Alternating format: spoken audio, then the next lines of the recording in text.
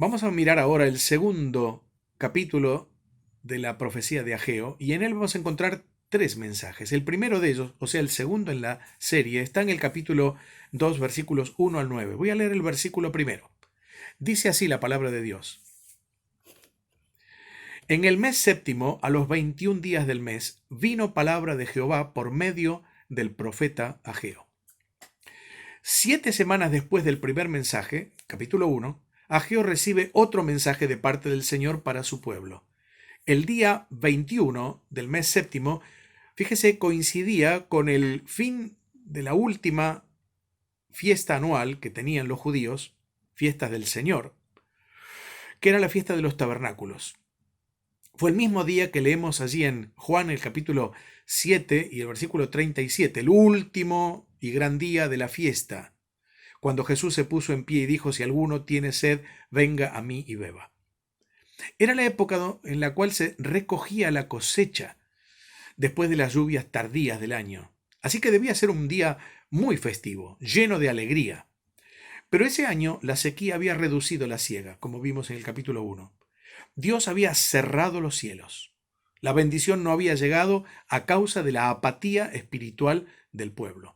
Entonces, el mensaje de parte del Señor tenía el propósito de hacerles ver que su indiferencia había provocado el enojo de Dios y, por otro lado, su gracia volvía a hacerse oír llamando al pueblo a cambiar de actitud a fin de recibir una nueva bendición. Tres cosas podemos ver aquí. En primer lugar, un llamado a la reflexión. Versículo 3. Dice Dios: ¿quién ha quedado entre vosotros que haya visto esta casa en su gloria primera, y cómo la veis ahora? ¿No es ella como nada delante de vuestros ojos? El templo de Salomón era un edificio imponente, grandioso, bellísimo, construido con grandes piedras blancas, labradas, engastadas unas a otras a la perfección. Su interior cubierto de oro, sus maderas preciosas, perfumadas, sus cortinas de telas suntuosas. Había sido edificado con toda la ciencia y la arquitectura de los mejores arquitectos y constructores del Líbano. Sin duda, el templo de Salomón causaba admiración, la admiración de todos los que lo vieran. Usted recuerda como una de ellas, la reina de Sabá, quedó pasmada de lo que veía. Pero cuando llegó Nabucodonosor al mando del ejército de Babilonia, todo aquello quedó en absolutas ruinas. Fue saqueado, fue destruido, los muebles y los utensilios sagrados fueron llevados al templo de Dios, al templo del dios Nebo en Babilonia, el dios de Nabucodonosor. Años después, durante el reino de Sedequías, completó el saqueo de lo que quedaba en el templo, lo redujo a escombros y lo quemó totalmente. Mataron a muchos a filo de espada y los que quedaron fueron llevados cautivos a Babilonia.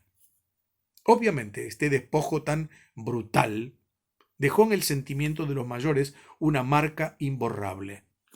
Pero después de los 70 años de honda tristeza allí en Babilonia, donde colgaban las arpas en los sauces y no podían cantar porque estaban viviendo en tierra ajena, junto con los que habían quedado en la tierra, unos esclavos y otros empobrecidos al extremo, algunos de los que regresaron recordaban con nostalgia y profunda pena la violación sufrida por Nabucodonosor en la casa del Señor.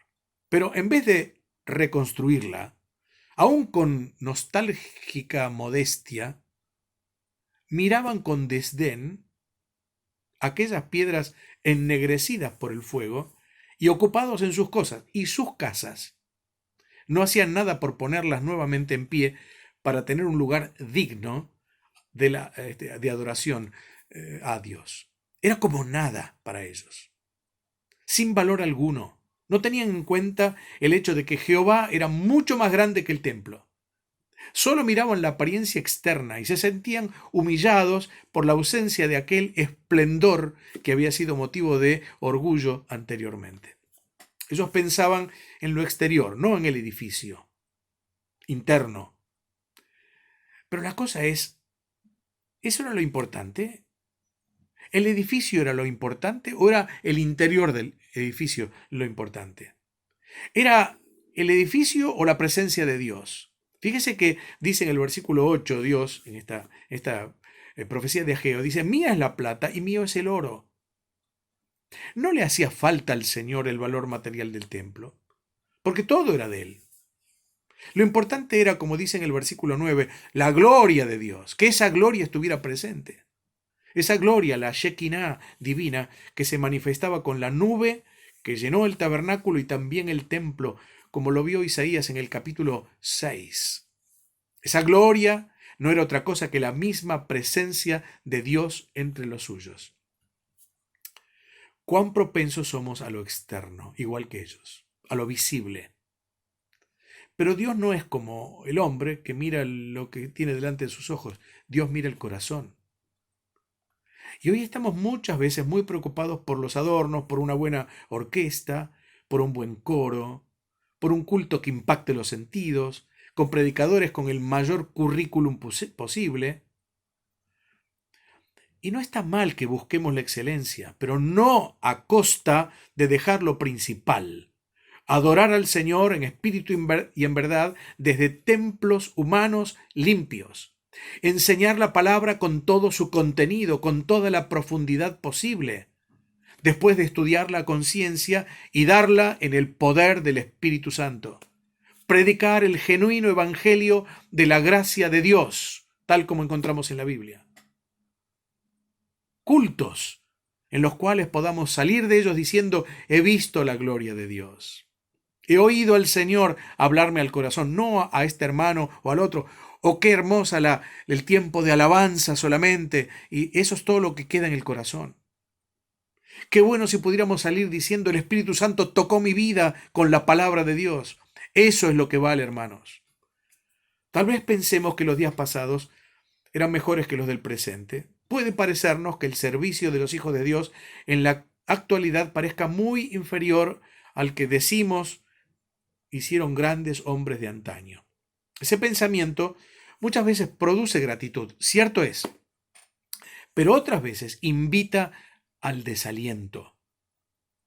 Pero vivimos esta época y Dios nos presenta oportunidades mucho más grandes que las que tuvo el pueblo de Dios en toda la historia, en todo el tiempo de la iglesia. Pensar que nuestras vidas y servicios son lógicamente inferiores a los de siglos pasados es asumir un fracaso. Pero en realidad ese fracaso no es nuestro, sino de Dios. Implica pensar que el poder de Dios es limitado, que Él no puede hacer con su pueblo lo que hizo en otros tiempos, que la apostasía del mundo avanza, es cierto, que no hay duda que vivimos tiempos difíciles, que la fe de muchos se enfriará, como dice la Escritura, pero no podemos vivir lamentando esas cosas. Es hora de tomar el arado y no mirar atrás. Pero confiados no en nuestras fuerzas, sino en la sabiduría, en el poder, en la potencia irresistible de la palabra de Dios y el poder sin igual del Espíritu de Dios. Entonces debemos pensar en el siguiente punto. Y en los versículos 4 y 5 del capítulo 2 hay una promesa fiel. Leo en la palabra del Señor. Pues ahora, Zorobabel, esfuérzate, dice Jehová. Esfuérzate también, Josué, hijo de Josadac, sumo sacerdote, y cobrad ánimo, pueblo todo de la tierra, dice Jehová, y trabajad, porque yo estoy con vosotros, dice Jehová de los ejércitos, según el pacto que hice con vosotros cuando salisteis de Egipto. Así mi espíritu estará en medio de vosotros. No temáis. Dios es misericordioso. Y a pesar de la apatía del pueblo de la tierra, es decir, de la tierra de Israel, como dice la Biblia aquí, habla a sus líderes y les alienta. Fíjese las palabras que usa. Esfuérzate, esfuérzate, cobrad ánimo, trabajad. Es como si Dios le dijera, adelante, manos a la obra. No pierdan tiempo. Nunca es tarde para recomenzar, para reconstruir, para restaurar y enderezar si hay algo torcido.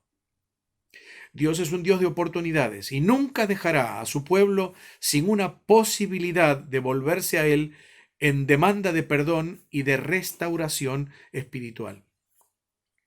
Pero este ánimo no era, en aquel caso, y no debe ser con nosotros, mero entusiasmo de la carne. Tiene una promesa fiel, y nada menos que viene de Jehová de los ejércitos, del Dios de todo poder y de toda y absoluta autoridad. Hermanos, por encima de las dificultades, de la apatía, de la indiferencia, de la infidelidad, ese grandioso Dios les dijo y nos dice: yo estoy con vosotros. Y si es así, ¿qué enemigo puede oponerse? ¿Qué circunstancias pueden impedirlo? Dios no ha cambiado, sigue siendo el soberano. Como alguien dijo, el trono del universo está ocupado y los hombres están bajo la mirada del Dios omnipotente. Ese es tu Dios y mi Dios. Ese es nuestro Dios.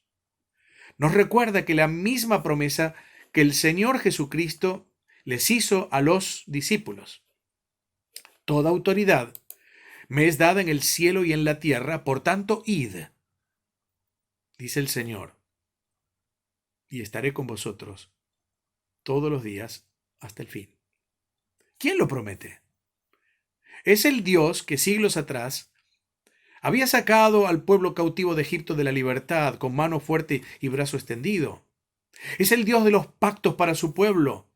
Es el mismo Dios en el cual podemos confiar porque jamás los quebranta. Sus promesas son en Cristo sí y amén. Y podemos descansar en su palabra y podemos confiar en sus promesas. Y dice el Señor, lo mismo que dijo por Ageo al pueblo de Israel: mi espíritu estará en medio de vosotros, no temáis. Hermanos queridos, necesitamos un despertar espiritual. Necesitamos un avivamiento espiritual. Necesitamos volver a reconstruir lo que está caído, lo que el enemigo ha destruido. Jeremías, cito otra vez a este gran hombre de Dios, en sus lamentaciones dice en el capítulo 1 y versículo 10, extendió su mano el enemigo a todas sus cosas preciosas. ¿Qué cosas preciosas ha llevado el enemigo de tu vida? ¿Qué cosas preciosas se llevó de tu congregación? Tal vez el tiempo de meditación diario, tal vez el tiempo de culto de oración con tus hermanos, tal vez has cerrado tus labios al testimonio, tal vez una de las cosas preciosas ha quitado la armonía en tu hogar, con tu esposa, con tus hijos. Es tiempo de volver, es tiempo de volver. Y Dios se especializa en restaurar, como lo hizo en tiempos de Ageo, vidas caídas, templos destruidos. Dice la Escritura un versículo precioso: Dios restaura lo que pasó. Amén. Tercer lugar, un destino glorioso. Versículos 6 al 9. Porque así dice Jehová de los ejércitos: de aquí a poco yo haré temblar los cielos y la tierra, el mar y la tierra seca, y haré temblar a todas las naciones, y vendrá el deseado de todas las naciones. Y llenaré de gloria esta casa, ha dicho Jehová de los ejércitos. Mía es la plata, y mío es el oro, dice Jehová de los ejércitos.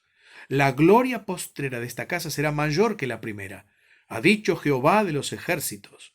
Y daré paz en este lugar, dice Jehová de los ejércitos. Indudablemente esta promesa apunta a tiempos apocalípticos, al tiempo en el cual el templo será levantado nuevamente. No se trata del templo de Herodes, sin duda, exageradamente suntuoso.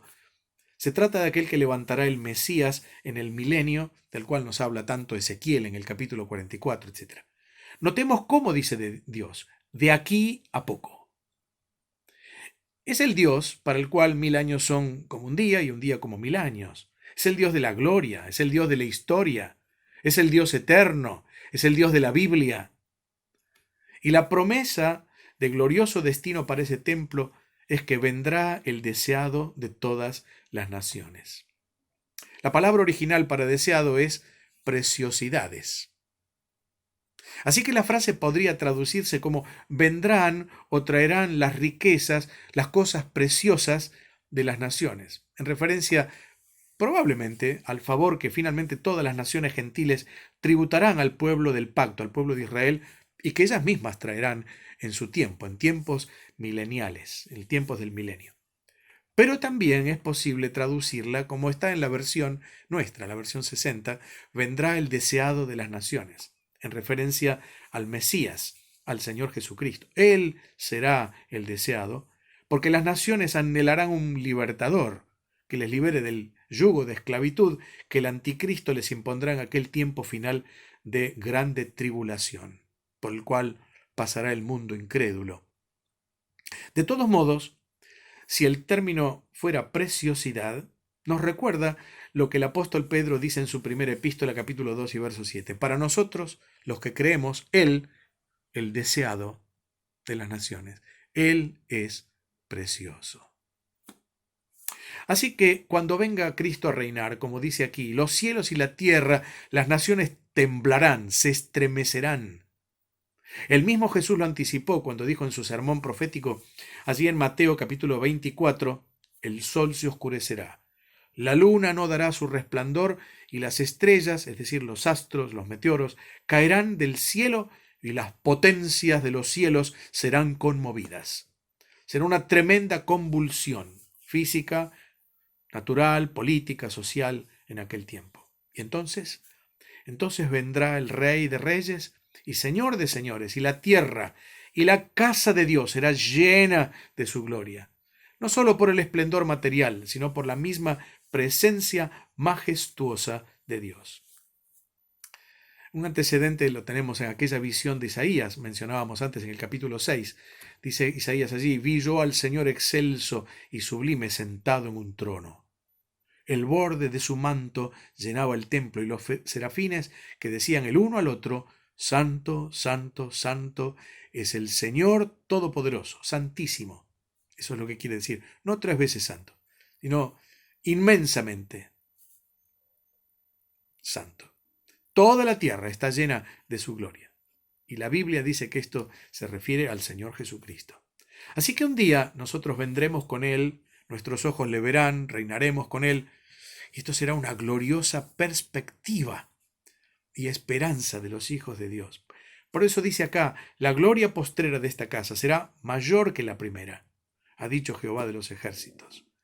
La glorificación del templo ocurrirá cuando entre Jesús mismo en él. Y termina diciendo, y daré paz en este lugar, dice Jehová de los ejércitos. En su primera venida, Cristo hizo la paz por la sangre de su cruz. En su segunda venida, Cristo dará paz. El príncipe de paz reinará hasta el fin, cumpliendo la promesa de Dios el Padre, como leemos en el Salmo 2. Yo he puesto, dice Dios, mi rey sobre Sión, mi santo monte. Podemos decir con aquel sublime, aquel himno sublime de Händel, el Mesías, y reinará por siempre y siempre. Aleluya. Queridos hermanos, si este es el futuro glorioso del pueblo de Dios, del templo de Dios, la presencia de Dios en aquel lugar, anticipemos también en nuestro templo personal y también en el templo que son nuestras congregaciones, esa gloria de Dios que llene el lugar. Dejemos la apatía, dejemos aquellas cosas que impiden que la presencia de Dios se manifieste y que podamos cada día de nuestra vida, a través de la obra del Espíritu Santo, reconstruir aquello que está mal y permitir que la gloria de Dios, la presencia de Dios, el poder de Dios, la magnificencia de Dios llene nuestras vidas, nuestro testimonio, nuestros hogares, nuestras iglesias, para la gloria de su precioso nombre. Hasta ese día glorioso, cuando la gloria de Dios se manifestará y llenará la tierra, y nosotros reinaremos con Él y estaremos con Él para siempre, gobernando un mundo que ahora está dislocado, pero un día entrará en la paz del Señor y seremos allí con el Señor, reyes y sacerdotes. Allí estaremos en la presencia del Señor y con la presencia del Señor. El próximo mensaje, entonces, consideraremos los tercero y cuarto mensajes de Ageo. Dios bendiga su palabra.